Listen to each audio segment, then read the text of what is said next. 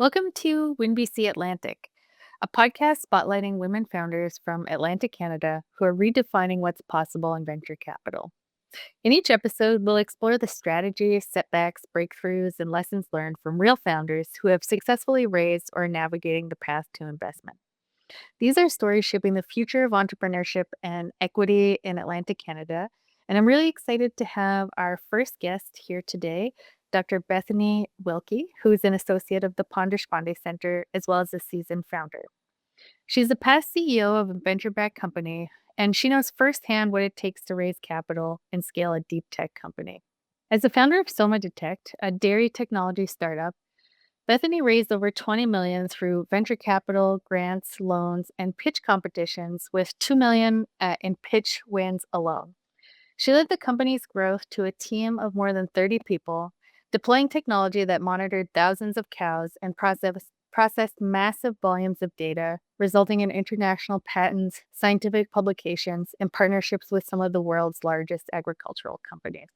Today, Bethany works with entrepreneurs and organizations as a strategic advisor and coach, helping founders strengthen their fundraising strategy, pitch performance, leadership, and growth trajectory. With a PhD in biology, she brings a rare ability to connect science, technology, and business. She also serves on the boards of the Canadian Agri-Food Automation and Intelligence Network, as well as Springboard Atlantic. Outside of her work, Bethany enjoys climbing, hiking, singing, and spending time with loved ones. So thanks for being here today, Bethany. Really looking forward to diving into this topic with you. It's my pleasure. Thank you for having me. So, in terms of, starting this conversation, we were thinking, in looking back, can you briefly take us back to the stage of your company when you first decided to pursue venture capital? Yeah, absolutely. So the company I started was really scientific, very technical, and involved hardware. And so we, at first, when the first little bit of starting it was kind of, I don't think we thought we would raise money. It was sort of uh, just for the fun of it. But as things became more clear, as we got more serious about building it, we realized we were going to need external support. So that's when we started looking at, what is the combination of funding available? What is even possible that could allow us to build the both sort of the technology, the product, but also then the business. And so that's when we looked at both grants and pitch competitions and VC money. Yeah, I remember. Yeah, we would have met quite a while ago, and I think it was right before you went on to pitch, and I believe you won $1 million US as one of the initial investments into your company. As you think back to bringing people into the vision of what you were creating, what was the secret? Or do you have any secrets or what's the secret sauce? Yeah, I wish it were so simple that I could just say, like, go do XYZ thing and you'll get, first place at pitch competitions or whatever. It's such a combination of, like, where your company is, where your technology or product is, but also the moment and who's on the judging panel and what they're thinking about and all these different things. So a lot of work goes into, like, that $1 million that we won came after more than 6 months of diligence, um, and, filling out application forms, and we did, diligence calls with them and all these kinds of things. So, I feel one of the things I think that's so true about building a startup is that, you always have, like, these things that show up in the news that are, like, the final picture of what you did, just like the little spark notes kind of thing, but there is so much work, and fundraising is the same way, right? Every time you see a publication that's like, "Oh, so and so raised $10 million," it's like you don't see after slogging through, 300 hours of diligence calls and all those kinds of things, and so but that is what it takes. A lot goes into it. But yeah, we were very lucky in that we had been working on the company for probably, for less than a year, applied to that competition within the first year, and then went on to win it. And we didn't expect to win. Um, that was one of the greatest shocks, I think, for me but for all of us because we were pretty early stage compared to some of the other companies who were there. But yeah, I think the story we were telling, the business we were building, and I think, the ambition as well was, uh, people were ready to back that, and so it was a really wonderful experience and an awesome way to get some early, some of the first cash into a startup. Yeah. It's interesting what you said about, the vision, the ambition, and I had a conversation with someone yesterday about venture capital and that sense of, you know, how do you how do you bring people along to that excitement and vision? And it sounds like you were really able to do that. If you were thinking ahead to like the transference of excitement, like what advice would you give other founders that would be either starting out or well into the journey and maybe Yeah. they're still slogging through their diligence calls? I mean, I don't know that that ever really comes to an end. Like, whether it's diligence with investors, and then you make sales, and then you're doing, kind of diligency things with your customers, although maybe not as severe. But yeah, I think definitely, I mean, there's so many different ways to communicate passion and excitement. I think some of this is personality. Like, some people are more expressive, they are more excited. But even if you're fundraising and you're not the most expressive or excited person, I think you can practice that. I think you can play around with, what does it look like for me to be really excited? How do I push this? And that's some of, like, scripting a pitch, and then like, having a script for your pitch then allows you to play with that script. If you're making it up every time, then it's really hard to iterate, not on the words that you're saying, but how you are saying those words. So how excited, or, how intense, I like to make intense moments in my pitch and excited moments, and kind of, uh really cover a range of emotions. And I think the more folks can do that and really play with it, like, you'll find what feels right for you. You'll find what feels right for the business as well. Because some companies, are pitching like this really fun, exciting thing. I think you can push that a little further. I think you can be a little more playful with that. Um, and so, yeah, I think that's some of just practicing your pitch. When you're building a business like this, you're doing that pitch over and over and over again. And so that was something we got to practice, like, sort of well before we got on stage. Like, it wasn't like I was doing it for the first time in that pitch. I felt like I had done other pitch competitions, some that I had won, some that I had not won, and I had done different accelerators. Um I did the B4 Change Accelerator with PDC in 2016. That was, like, the first Mhm. accelerator program we did, and so we worked a lot on storytelling in that context, and so all of that was really helpful for when we actually got up there and are pitching for $1,000,000 in front of 3 to 4,000 people. Yeah, that's a big It audience. is, yeah. Yeah, and before change 10 years ago, yeah, that's, a lot can happen in 10 years. Mhm. So when you reflect back on your first investor conversations, what, if anything, caught you off guard? Oh, I think that, so I had done a PhD. And so I was used to presenting research, and I was used to being kind of pushed on my research. And I think what surprised me about entrepreneurship was actually how much of it was about you as a person. And sort of people wanted to get to, like, Mm. what do you care about? What makes you tick? And so being able to tell the story of the business, but also the story of why that mattered to me, why it made sense for me to work on this problem, um, why the time I was willing to put into it. Like, I was, I, I was 100% in on working Monday to Friday, Saturday, Sunday, like, just sort of getting it done no matter what. And that's what it takes to build a business like that, and a technology like that. And so I think being able to tell that story and answer those questions honestly, some of those things can be really vulnerable, when you're asked that, and it can feel intrusive in a way. Uh, and so you have to be willing. You're asking for a lot from someone, right? You're asking for a lot of trust. You're asking for, often your investors are also kind of your mentors. So in a way, you're asking for money, but you're also asking for their time, and for them to make that, a an investment of their work in you as well as money, and so being willing to kind of answer questions back to that, like, it's almost like meeting that generosity, but you have to be pretty it required me to be pretty open as a person and, yeah, Mm. be reflective even on, well, you know, how do I answer these tough questions? And so, yeah, there were certainly questions that were more difficult for me to answer. It's hard to think exactly what they were, but that I had to learn how to answer well. Yeah, that's interesting. One of the things that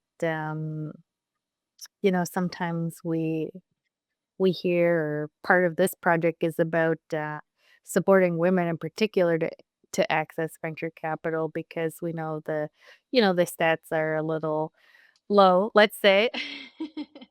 um, but in terms of what you just said, and that relationship building, or the being open, that's something historically that women have been quite strong at. So how do you recommend women in particular think about that skill in building relationships as part of the investment Yeah, journey? I think that's something people that women are good at. I think that's something Atlantic Canadian. I'm originally from Ontario, but I find Atlantic Canadians, you know, to be really talented in that way and in that space. And so I think it's just about, making friends, being willing to let them see you as a person. You're somewhat trying to put on a show and tell a story, but you also have to, be a human in that too, and be a real person. And so, um, yeah, it's just sort of meeting them where you're at and where they're at. And that might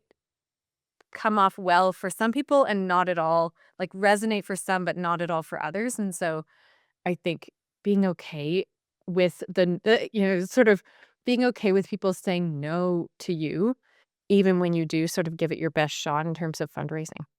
Yeah, that is part of the personal development journey, isn't it? It's getting okay with the with the no. It's not personal. I wish people didn't have to do it. Like I wouldn't, I don't think it's comfortable for anyone and Um, it's kind of asking a lot for people, but I do think there's so many things in life where you wanna go out and try to do something, not just in VC money, but, like, where you don't know that people are gonna say yes or come along with you on this ride, and so I still think it's better off to try and get lots of no's and, you know, decide to pivot or not after that than to not try at all. Over the course of raising capital, how did your pitch and positioning evolve? And as you did that, what did you learn about what investors were really listening for? Yeah, it changed a ton from, like, the first pitches to the very end. I got a lot more confident presenting, and I think I accepted my nervousness more as time went on as well. For me, I use when I f the first things that I did, I gave really verbose answers to the questions, and I had to learn to just, like, give a 1 or 3-word answer and then let them keep asking questions because that was a big part. The first question is kind of just the opener, like, you actually wanna get to the heart of the matter, which comes after letting them ask a few more layers of questions, and so, that was something I almost had to, like, unlearn a thing you learn in your PhD, which is, like, "I'm gonna answer this question, I'm gonna give you the full response, I'm gonna defend it with, like, 8 layers of bullets." They don't want that, it's just 1 quick answer, so that was one. And then I think your story, your pitch changes a lot over time because your business changes a lot. So you get new partners, you learn new things, your level of traction changes as well. And so that was a big thing for me too, was sort of realizing that, okay, I've done this once, and so you have this foundation of the story that you want to tell, but really not being afraid to let that all go to the side and rebuild it.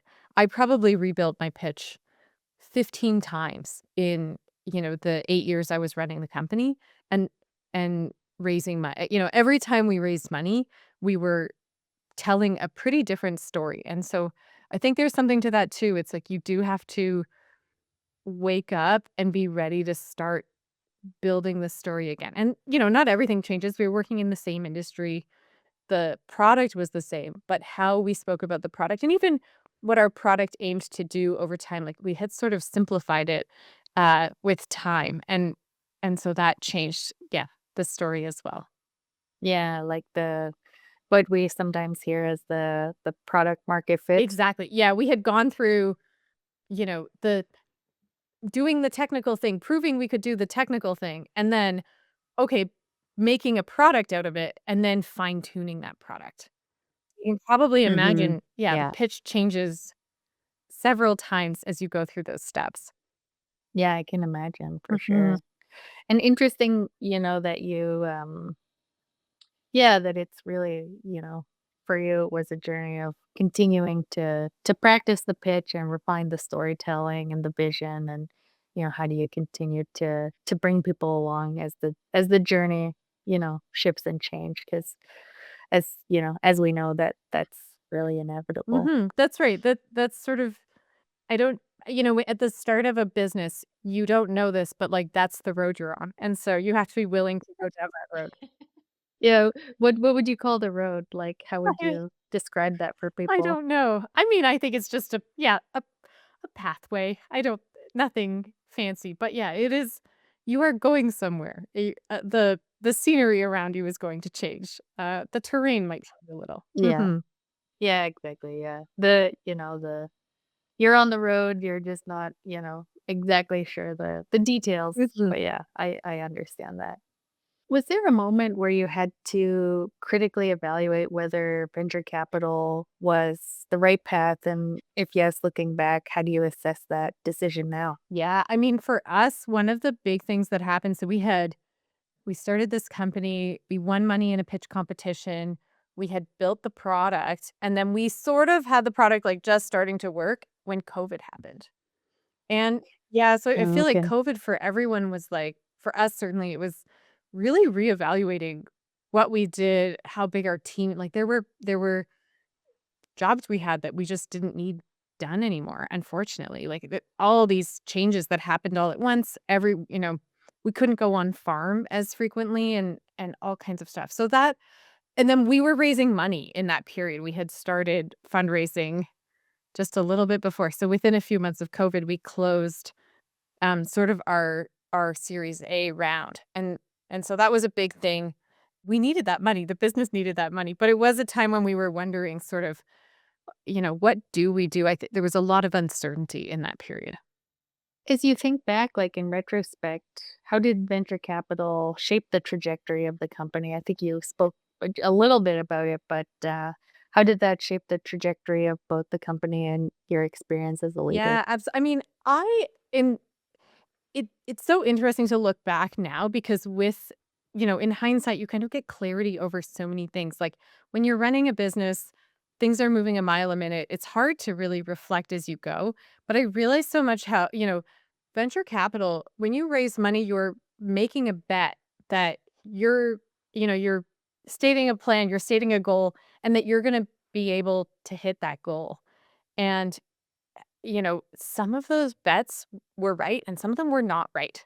And so that has a big impact in terms of how that turns out, how your investors uh do and all these different things. And so yeah, it certainly made us move quicker in some ways. And it also gave us the money to really develop the technology. So there's good sides and bad, there's sort of positives and negatives. Soma Detect is a hardware business, and so that was something everyone says hardware is hard, and I think after the fact, it took me a little bit to realize exactly why that was or to really feel that through in my bones just of like, oh, the the you have a long tail of a supply chain behind you as a hardware business, and that costs money both to set up and to take down. And so that was something as well, it made me think a lot differently about different types of business, like, a pure SaaS software play versus a hardware, company and all those kinds of things. But, at the end of the day, I was really grateful for the money that we were able to get to build the company and to do what we did. I mean, we learned an enormous amount. We were able to do something that is quite sort of scientifically, you, like, really push the boundaries of technologies in some way, and so that's that's awesome. Also some bruises, right? Like, also some tough moments and really hard decisions and things that didn't work out the way that I would have wanted them to, but that I sort of also have come to feel like that's life in some ways, like, not everything works out the way you want it to, whether you have VC money in your pocket or not. Yeah, definitely. And in thinking through that, because I can imagine that might be true for most people starting out on this journey, or if they're seasoned, they've they've gone through the hard patches. For you, like what was important in getting support at those critical Yeah, moments? absolutely. I mean, I learned so much about myself in terms of, like, almost like my own values, my own integrity. Who do I wanna be and how do I wanna be? I think that, um doing something really tough, whether it's in entrepreneurship or not, kind of gives you the chance to see how you perform under pressure. What kind of decisions you make when the decisions are really difficult and all these kinds of things. And so, yeah, and also certainly to have really strong support from both from some of our existing investors, from friends, from family, and and that's a really wonderful thing. Including other entrepreneurs actually as well, like sort of the friendships formed and people that help you through the good times and and the tough times is really wonderful. Yeah, definitely. So, based on your experience, what should founders, especially women, be clear on before deciding to pursue venture capital? I think they should be clear on what they want to do. What's the bet that you're making? So how much money do you need to test out what? And just realize that it's a test you're running. So it may work out, it may not work out, but is that an experiment that's worthwhile for you?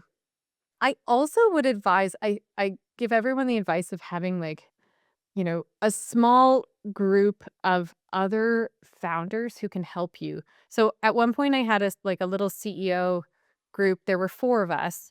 And when one of us was fundraising, we'd jump on calls with the group to get advice on, like, how to negotiate, how to navigate that fundraise. And I think having it kind of goes, to the community side of it, like having people in your corner, but who also understand really well how these deals get done and how they get closed can be really helpful. Like, from a negotiation perspective, that was enormously helpful for me. And as the last question, if you were advising your past self at the moment you started fundraising, what would you say? Oh, I would say go for it and just be confident in where you're gonna get because it's gonna be really wonderful. Any final thoughts for women in Atlantic Canada that are trying to fundraise venture capital at this moment in history? Oh, no, best of luck. We are all rooting for you. There's money out there. We're all rooting for Yeah, you. we're rooting for you. And, yeah, hopefully they loop back and tell us their story as well, because I think we need more of these stories, and it's a wonderful road to be on. Thanks so much for that great conversation and sharing all those insights, Bethany. If people listening would like to connect with Bethany, she has a website at www.bethanydeshpande.com. We'll link that in the show notes for you. And thanks to all of you for joining us for this first episode of our Win BC Atlantic series. If you're a founder preparing to raise capital or want to learn more about our work supporting women in venture capital, you can visit our website at pond-deshpande.ca/win-vc. Again, that will also be linked in the show notes. And we'd like to invite you to subscribe for the rest of the series, share this episode, and help us amplify the stories that are shaping the future of investment in Atlantic Canada. See you next time.